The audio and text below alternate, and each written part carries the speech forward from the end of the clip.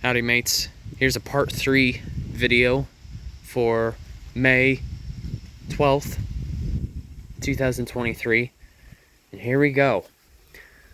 I have finally found a sample of a particular plant that I have wanted to see for the longest time.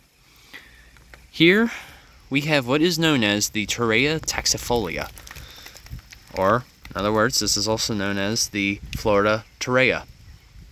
Now, one thing to note, Torreya, the genus of Torreya, has 4 separate species. This one in particular, as I mentioned before, is taxifolia. There's only 4. One of them is in Japan, one is in China, and the 4th one, I think it's in South America, if I'm not mistaken. Anyway, this is an endangered plant. So this is highly protected, and it is an example of a conifer, as they indeed do produce needles. And for another, too, the reason how they became so endangered is because there was a particular fungus that started attacking these, and it basically attacked their essentially where water and food is transported within the plant, or in other words, the vascular tissue. And so as a result, several torreya trees had died as a result. They were being wiped out quicker than they could reproduce. And they do produce these small little cones that kind of resemble bald cypress, even though that is still a totally separate species of Taxidium distichum. Wow, it's truly an honor to see these. So it is said that throughout the state, well, they're mostly only restricted to the Apalachicola region of Florida, so in the Panhandle. It is said that there are an estimated 200 remaining. And so,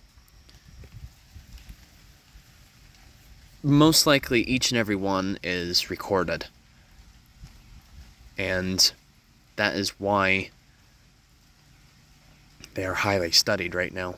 And they are a great example of what it means to save a particular organism. It's kind of like the Florida panther, but with plants instead. Now, the reason, or the way how you can identify them is, of course, from their alternating, or I should say alternating needles along the stem here. But the main center of a particular stem, this has like a whorled arrangement. So as you can see, it kind of forms, a little bit like a cross. You see that? And that is a key identifier for knowing that you were looking at a Florida Torreya.